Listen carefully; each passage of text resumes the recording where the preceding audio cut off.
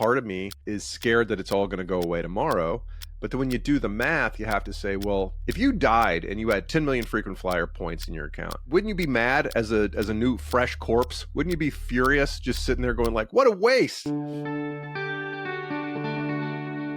Welcome to Retirement Revealed. I'm your host, Jeremy Keil, and we're here to turn your retirement savings into retirement income. Today, we're talking with Paul Ollinger on about how to be reasonably happy. Welcome to the show, Paul.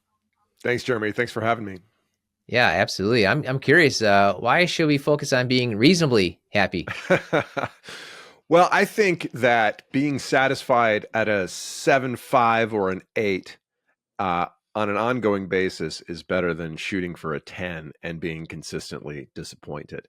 Now, I know there's a lot of people out there that are like, you're going to be the best thing you can possibly be. But I think that the way our brains work needs to be addressed, and to say, hey, you know what? All the doubts in your head, all the things that you have that are keeping you from being happy, they're okay. Just embrace them and find reasons to be fulfilled in your ongoing daily life.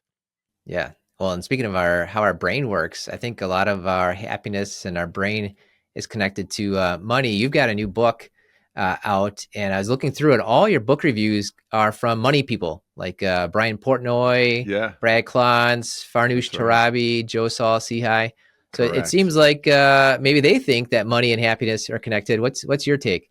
Well, those connections came from the early version of my podcast called Crazy Money. My Reasonably Happy podcast evolved from the Crazy Money podcast that I started 6 years ago and did for over 5 years.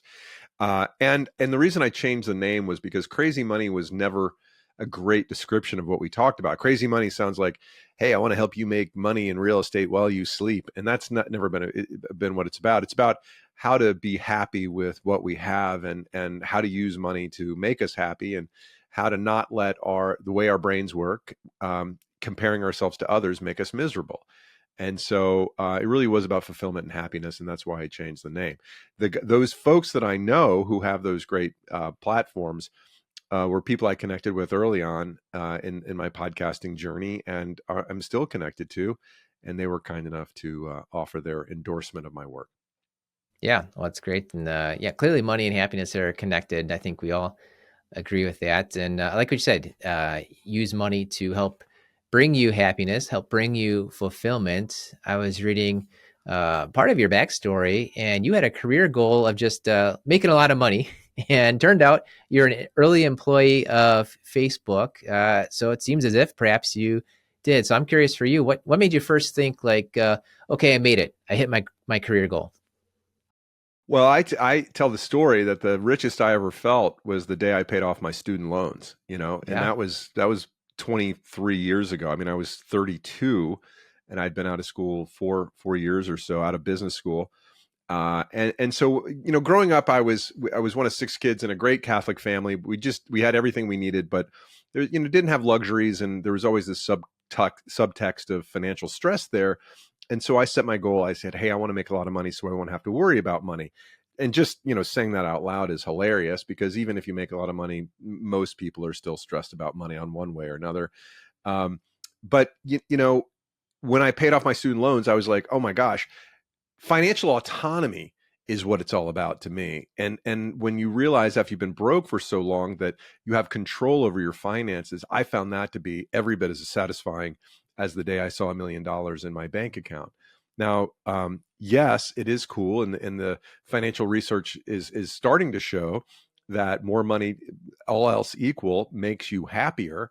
It is cool to put millions of dollars in your bank account and have financial security and not have to worry about that kind of stuff.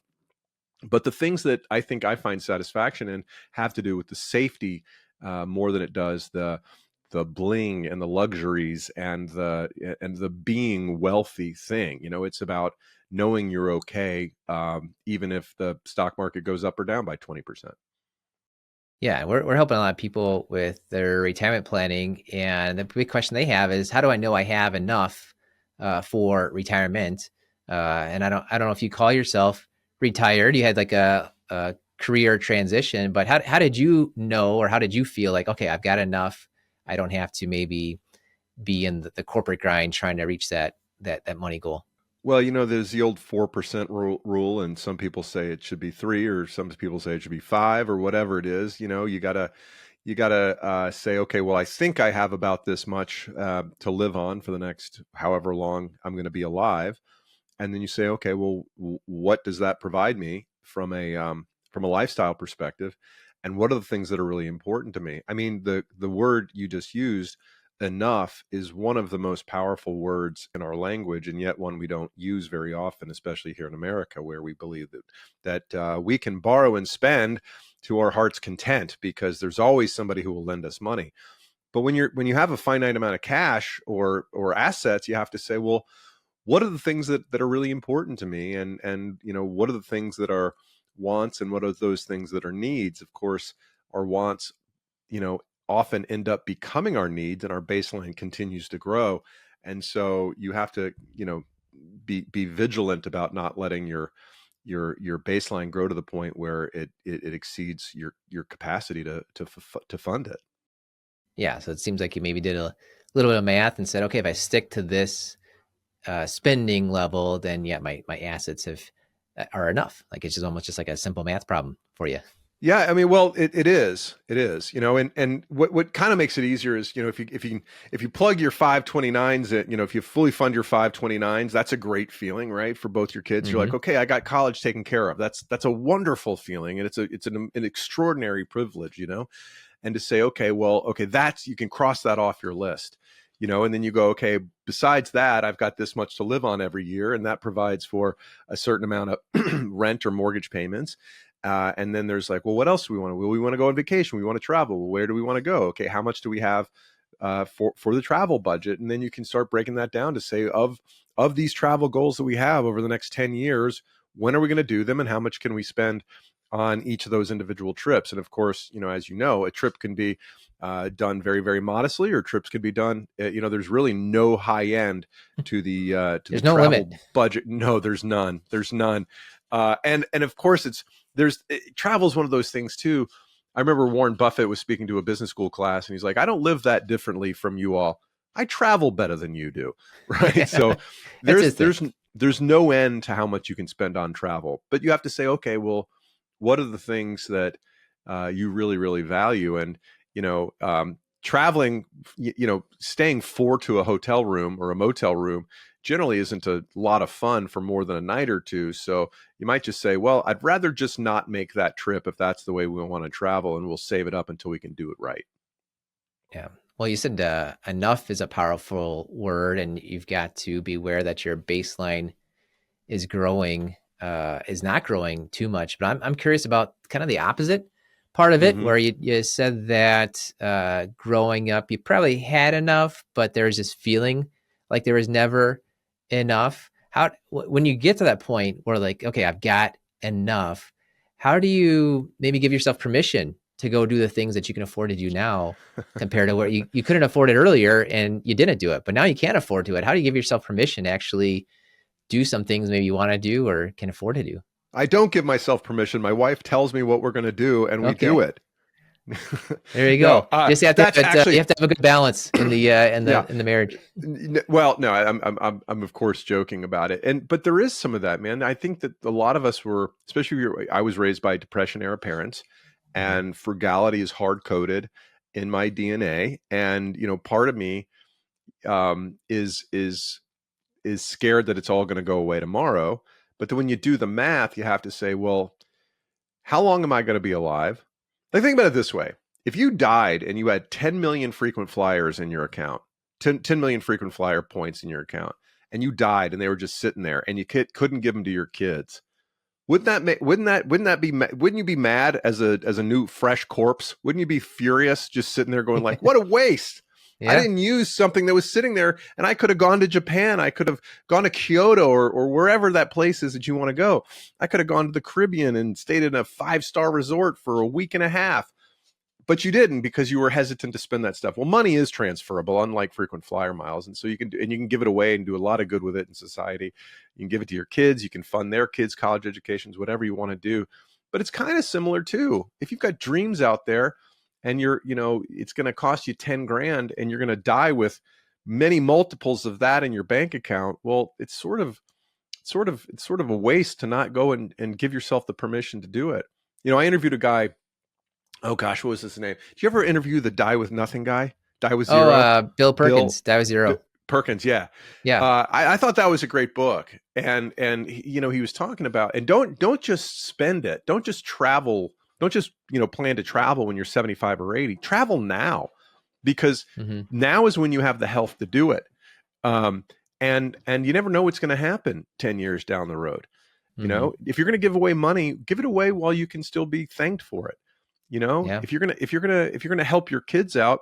My dad died when I was 50. I was 50 when my dad died, Mm. and I had been gone from face. I was a wealthy person when my dad died, and I inherited money from him because he saved so much. But like, if he really wanted that money to have the biggest impact on my life, it would have been when I was struggling to pay off my student loans or I needed a down payment for the house, not so much later Mm-hmm. in life. So anyway, Perkins' argument in that book, I think, is worthy of contemplation, if not truth in and of itself.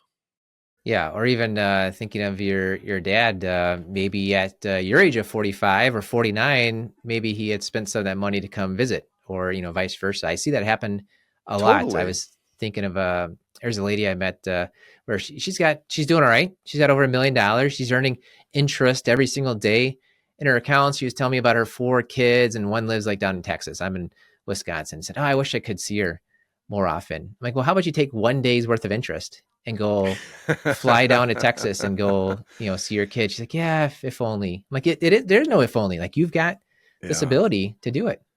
The thing is again, coming back to reasonably happy and why I focus on these things, it's because the things that make us happy aren't what we've necessarily taught. The research shows time and time again that the thing that makes us happiest as human beings is relationships. And that if you can invest in relationships, you're actually using money to make yourself happier. And that, having an extra $1,000 in the bank isn't going to make you happier when you haven't seen your grandkid for, a year. So yeah, you hit on a very important point, which is giving yourself permission to do things that you don't have to do, but would actually be healthy for you.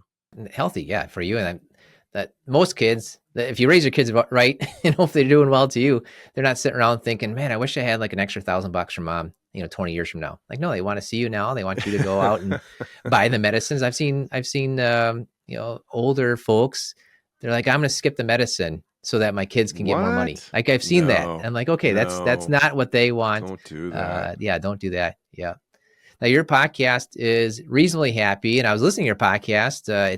You said that you moved to New York City recently. I'm curious to you, has that made you reasonably happy? How was that working out? Well, it's an interesting adventure. I joke to say that we moved to New York City from Atlanta, where I grew up, but I've lived all over the country Mm-hmm. for all these years. This is my third time living in New York. I met my wife here 20 years ago. Then we Okay. moved to LA, where we lived for 6 years, then back to Atlanta, where I grew up and was there for the end of my parents' life. And I got to be a part of their lives. I got to help out with my parents. That Mm-hmm. gave me a lot of satisfaction. My kids were raised in the suburbs, kind of. And then about a year and a half ago, we thought, hey, let's have an adventure. Sure. Let's go live in New York for see what it's like for the kids to go to high school in Manhattan. And as my realtor said, well, that's something you never hear. Yeah. And you don't hear it because it's a crazy thing to do at middle age. And it makes no financial sense whatsoever. But if you consider it from a life experience standpoint, I think it's something that my kids will never, ever forget and they'll benefit Mm-hmm. from. And if they want to go to SEC schools when they graduate from their fancy New York high schools, I'm ready to go to some big football games on Saturdays. So, Yeah. we'll see. Or to Right. Wisconsin. Madison's supposed to be the greatest place on the planet. Yeah, it's a great school. Great, it's fun to visit. Even if it's great parent town. If you're a Yeah. parent, you want your kid to I've to, only to bring heard you good along to I've only Marison. heard good things. Yeah. Oh, that's awesome. Well, tell me a bit about your book and what you're hoping that a reader will learn from it. Yeah, I mean, this is a collection of essays, and they're not as essays sounds boring, but I try to make them as fun and funny. I do stand up comedy full time, and I've performed all over the country, and I'm okay. I'm a decent comic. I'm a pretty funny guy, I'd like to think. And the essays are kind of like reflections on life. One is about the lessons I learned from a freshman pimple in high school. I can still see the scar on my nose from when I did surgery on myself because I was so mortified that I might be imperfect. One is trying to, kind of an analysis of why I am the way I am around money. And I remember when I was 12 years old and my dad took me to get a cavity filled. And as I'm walking into the dentist, he goes, "Don't get the Novocaine. It's $20." And I think that might be the day that my ambition was born. Whereas the dentist was ripping into my virgin molar, I was like, someday I'm going to make some money because money can literally relieve pain.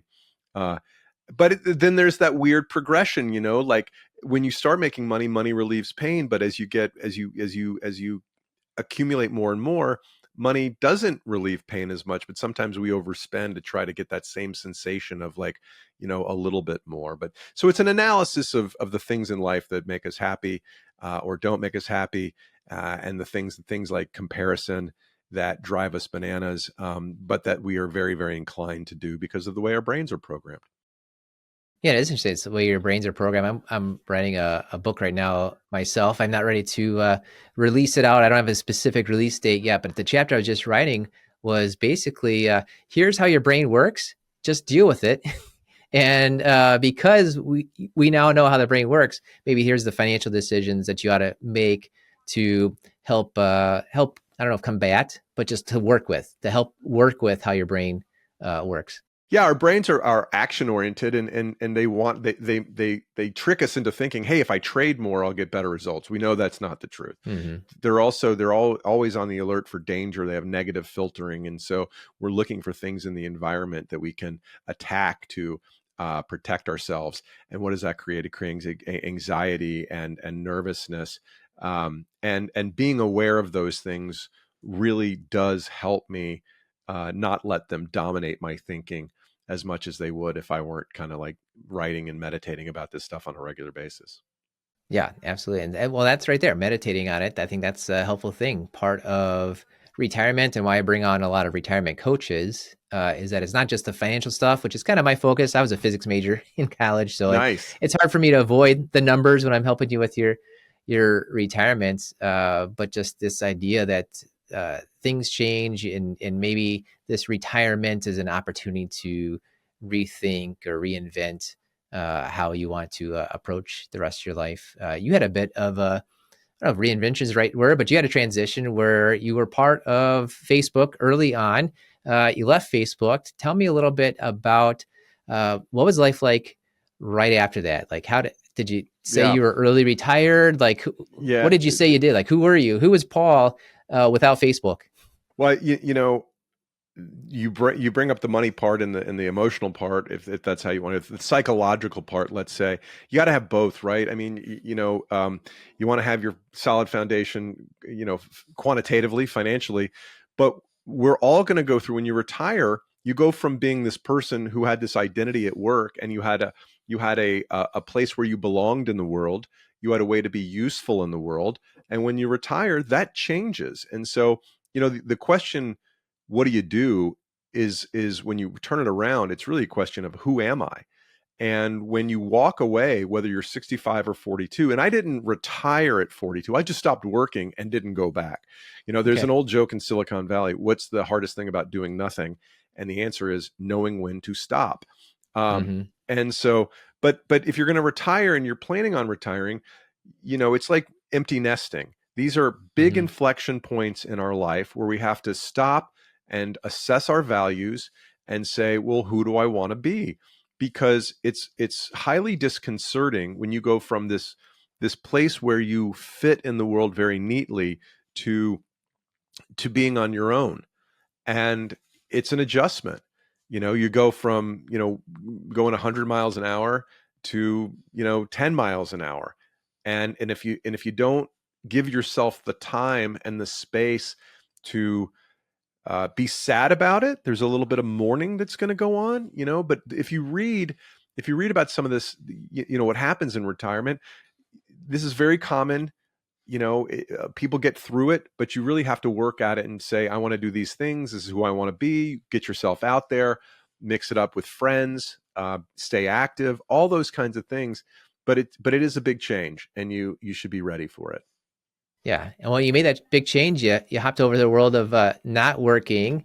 I'm wondering how you're looking towards the future, and how do you envision when you make the change to say you're retired? How do you envision what you'd be doing in the retirement world for you? I don't, I don't think about being retired. I think what retirement is giving yourself the permission to do work on your own terms, to do the things that you want to do. I kind of didn't do anything for a year and a half, but then when I started going, you know what, I really want to be a comedian. I really want to be a writer.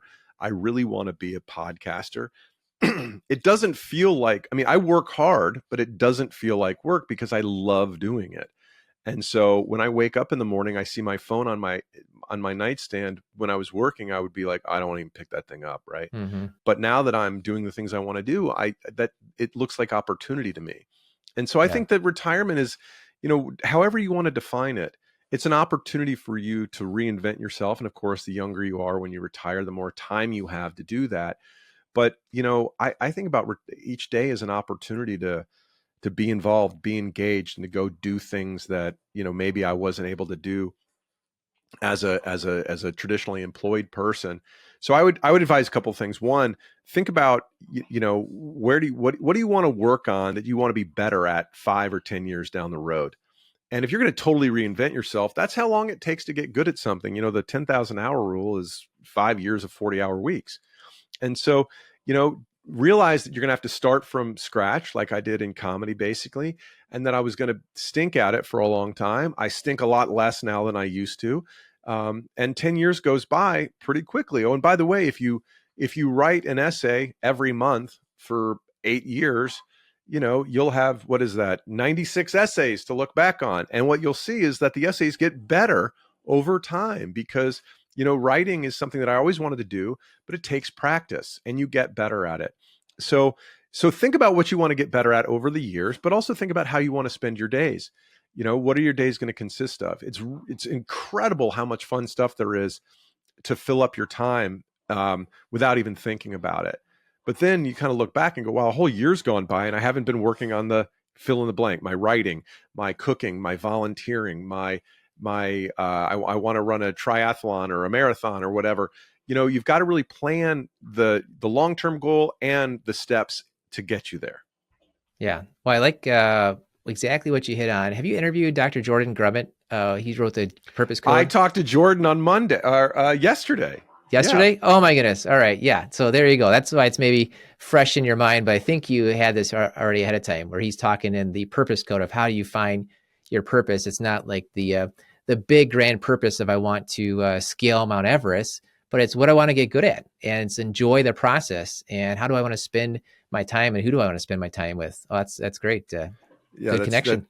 that's totally that. I think he's totally right about that. What do you want to get good at? And maybe you have 10 years, maybe you have 25 years, who knows? But like, yeah, have long-term goals and short-term goals to help you get there.